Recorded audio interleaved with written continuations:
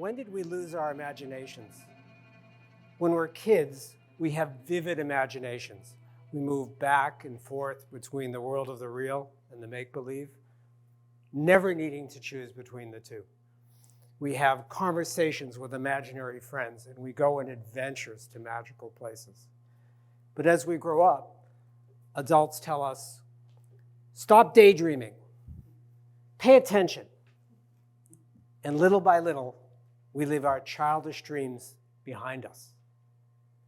So why is it when we give up our childish dreams to conform to other people's expectations, it seems to leave everybody happy but us? I think this explains my lifelong fascination with the Wizard of Oz. I could never understand why Dorothy, who lived in Technicolor Oz, where she'd outsmarted a witch, outsmarted a wizard, slayed not one but 2 witches, and made real friends, yet she only wanted to return to her dismal life back in black and white Kansas. At the end of the movie, if you remember, Dorothy wakes up in bed and she's confused. And she looks around and she says, I've been someplace else. The adults in the room just laugh. They say, you just had a bad dream. Dorothy really wakes up now. She sits up straight in bed, and in a confident voice, she announces, it wasn't a dream, it was a real place. She went there. Auntie Em explains, we dream lots of silly things. How could they possibly understand she had been someplace else? And it is then, in her own bed, surrounded by everyone she loves and trusts, that Dorothy surrenders. Her hopes, her dreams, her ambitions, and her confidence, and her true friends. And my heart breaks. The words, there's no place like home, always sounded to me more like giving up. Everything Dorothy had experienced and knew to be true. Dorothy's real surrender was daring to dream in Technicolor.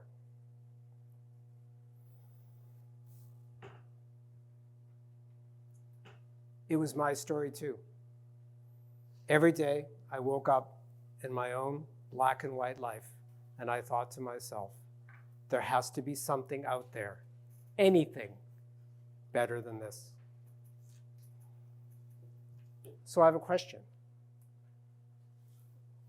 What if Oz was real and Kansas was just a choice? Living a creative life is the more difficult choice. You get there through your imagination, and it's a real place, a familiar, more vivid place where you will trade the logical for the fantastical. And it is in that place, like Dorothy, you will meet people who may not look like you, but become your real community.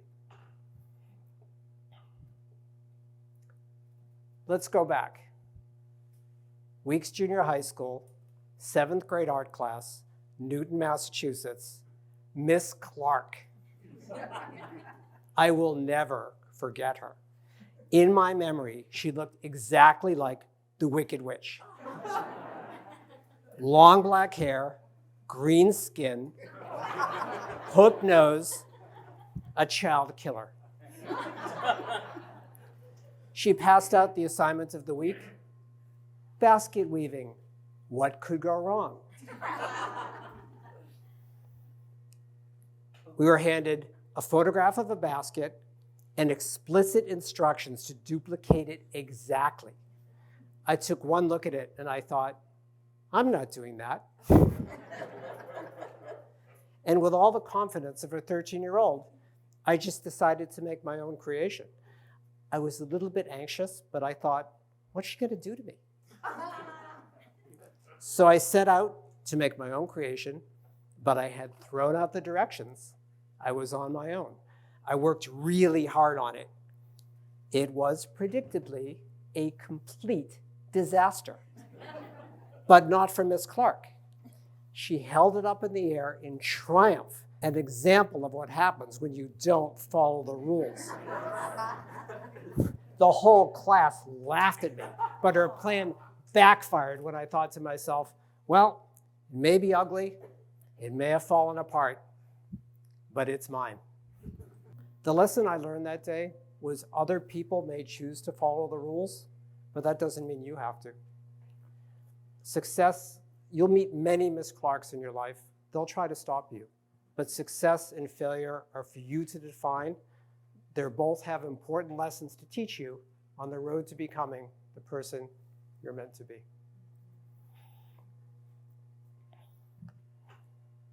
My own dreams came true when I was about 30. I had become a successful illustrator. My work was published almost 1 billion times. My clients included Mobil Oil and Visa and PepsiCo and US postage stamps, the Olympics, Disney, and even the Burger King double cheeseburger box. I'm really grateful for this time in my life, but I had forgotten why it was I became an artist. My work had lost its meaning, and I lost my imagination. A success is a very difficult thing to build, but incredibly easy to dismantle. So, I ran away to Provincetown to become the painter I always wanted to be. I came for the famous Cape Cod light, but I was still in a dark place, and I found myself painting mostly at night. I was able to create scenes that were part real and part from the imagination, and they connected to people's memories and became a shared experience. They were for them a real place, but not for me.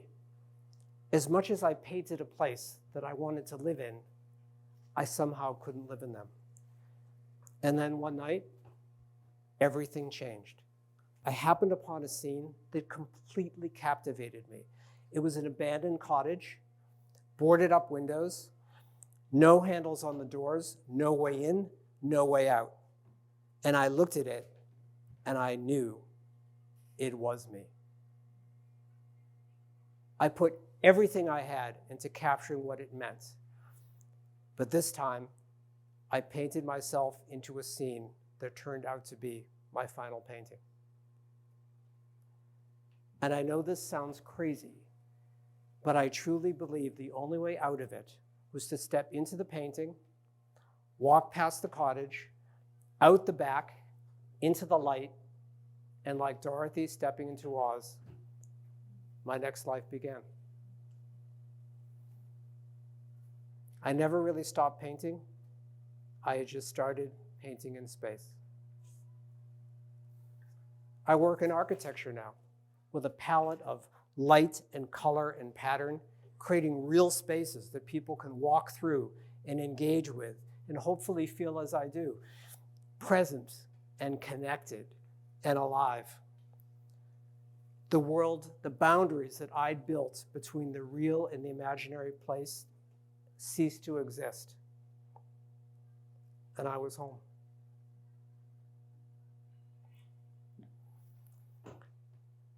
I have to admit, I didn't get around to actually reading The Wizard of Oz until recently.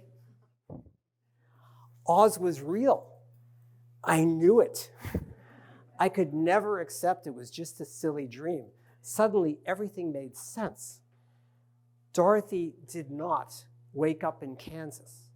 She had been someplace else, and she was away for such a long time that when she came home, eventually, she found her Uncle Henry had rebuilt the family farm in her absence. Her childhood home, that you remember, whisked away in a tornado, remained in Oz, firmly on top of a witch. You know how when we're asked a difficult question that we can't come up with the answer, you stop and you think and you pause, and you look up in the air to think.